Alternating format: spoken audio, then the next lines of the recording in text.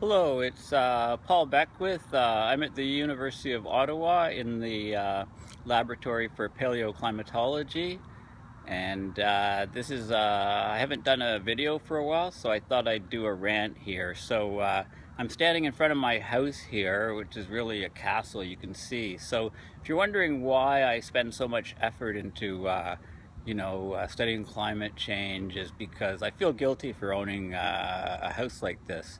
Right, I'm trying to lower my carbon footprint, but anyway, in actual fact, this is the Museum of Nature.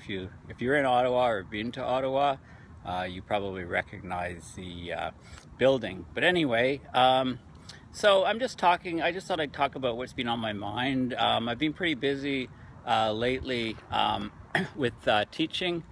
Like since I went to Lima, Peru in the COP20 and attended a lot of press conferences and produced a lot of videos in these conferences. They're all posted on YouTube. I've done some contract work. I did a report on the Lake Winnipeg watershed water levels, and it's mostly a global climate change report, but then trying to look at how it would affect a specific area, like lake levels. So that's all being posted. You know, if you go Google Lake Winnipeg regulation Beckwith, you can find it there. There's actually an extensive report that I wrote, fully referenced on abrupt climate change and things that are going on, with the Arctic temperature amplification because of the declining albedo, and how that was affecting the jet streams, making them all fractured and wavy, causing extreme weather events like torrential rains, causing flooding, droughts other places. So I thought I'd give an update. So I did that. Yeah, what else did I do?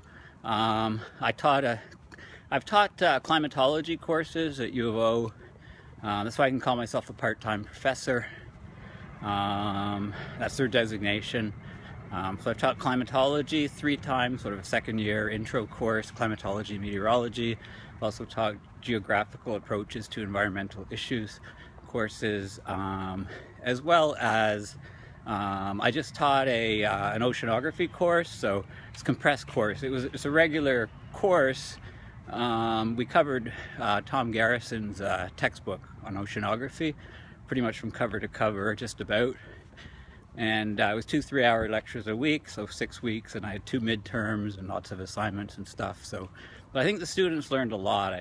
So that's good. But I didn't have a teaching assistant, so I did all the marking. So too much work marking. I love the teaching, but the marking was interested. I learned a lot myself about the oceans. Never taught the course before, so I just read the textbook about a week before the course started, so I knew what I was talking about. When you're teaching a course, you don't have to know everything. You just have to know more than the students know, right? Stay ahead of them. So I also taught a week-long course to 20 grade 7 and 8s. So in an enrichment course. So they got a week off their regular school. They got to come to the University of Ottawa, and I had them from 9 to 3 for 5 days a week. So that was quite an interesting experience. So they know all about the stuff, they know all about jet stream waviness and abrupt climate change, all those things. Anyway, that's enough about what I've been doing, just keeping busy. It is worrying what's the rate of changes on this planet. It's extremely worrying because things are just happening a lot faster. Forget about all these climate models going to 2100. We got to worry about things there. You're hearing less and less of people talking about that, and they're more talking about, what's happening now, immediately.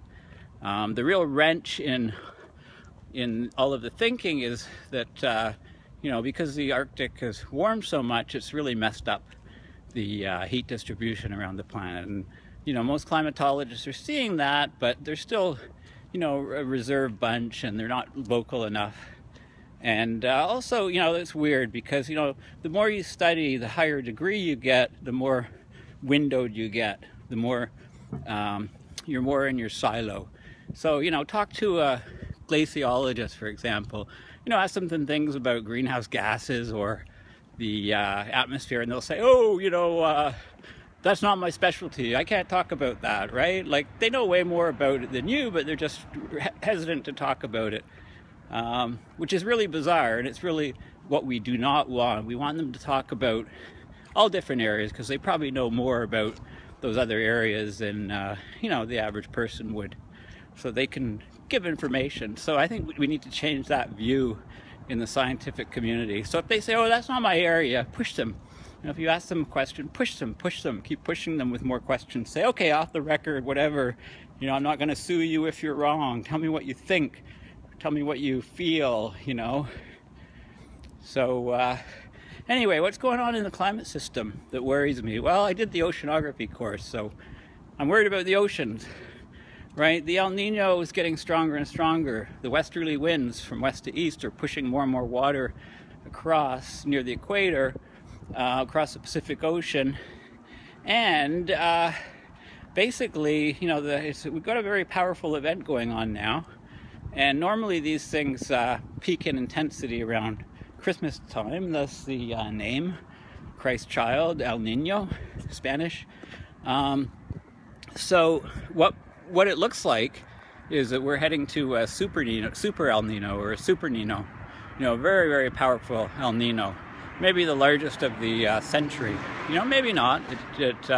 These things are a bit hard to predict, but that's the way it's heading. So that will disrupt climate quite a bit, and we're already blowing away temperature records this year. You know, if you look at the graph of temperature over time, you know, take the average for the first 6 months of the year, and you get this enormous spike. And there's no reason that won't continue for the rest of the year. You know, flooding in California, you know, we're getting flooding various places in the world, but droughts are the big story. Lots of the planet are under drought. You know, everybody knows about the California drought, the breadbasket of the US for vegetables. You know, the reservoirs are continuing to drop, you know, new records, very dry. This El Nino is not providing them with the water that they need, which people were hoping for.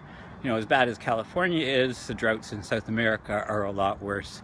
Extensive droughts, and you know, drought near the Amazon rainforest is really bad news, because the rainforest recycles water. So water molecule, it's near where the trade winds are east to west, so the moist air comes across, falls as rain over the rainforest.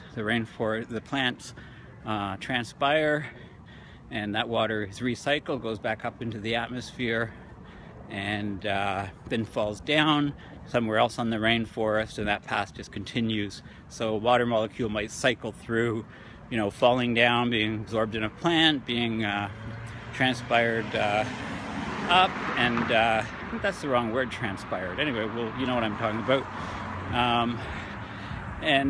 You know, falls back down, you know, goes up into clouds, falls back down, just repeats. So if you don't get it at the beginning of the cycle, then none of the rainforest gets it, and the rainforest eventually turns into savanna, you know, shrubs and stuff, and stores a lot less carbon. Therefore, instead of being a carbon sink, becomes a carbon source. Now, the heat waves now are devastating. I mean, the jet stream's completely messed up and fractured and broken, you know, and in the ridges you get very, very warm weather, persistent. So we're seeing this type of thing, you know, heat waves across Europe, as bad as 2003, which killed 80,000 people, but it depends on how long they last, right? If they last weeks, then really bad, you know. But they're not as, I mean, the adaptation, you know, people in Europe, they had it before, so they're better equipped to deal with this. So that should keep the you know, number of deaths, the increase, the upticks in the mortality rates nowhere near what they were in 2003, unless this thing continues for a long time. Let's not get hit by a car. That wouldn't be so good. So that's Europe. But Alaska is nuts. Like, how is this anything close to normal? I mean, massively warm temperatures. Same in Antarctica. It reached some huge temperature. Something like 80 degrees in Antarctica. But Alaska is so warm and so dry that there's over 300 fires burning there. Also many burning in northern Saskatchewan And Alberta near the tar sands. Hey, wouldn't that be nice? The tar sands catches fire, the whole thing goes up. You know, think of that carbon burst. But anyway, I guess that wouldn't be so good. You know, burning the carbon that way is probably you know, not a good idea, good story. But anyway, you know, so you get these forests burning in Alaska, and then they blacken the ground, which causes more absorption of solar radiation. All the carbon and CO and pollutants from the fire spread, and the ash can go up north. And then when you get a torrential rain event, all that water just soaks into the ground. But the big thing is those fires take out a lot of the soils, and they expose the permafrost to the heat. So they greatly increase the permafrost thaw rates. And the whole thing is these cascading feedbacks. I mean, the whole system seems out of control. But also the water temperature in the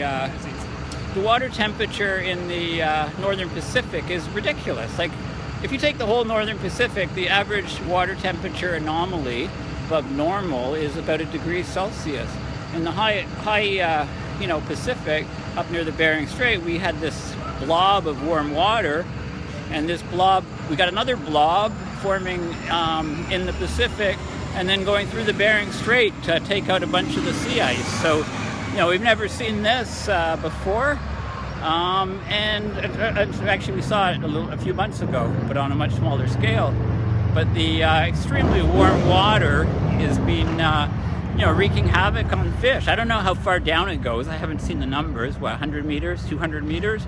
Those, you know, what I said was just surface temperature measurements.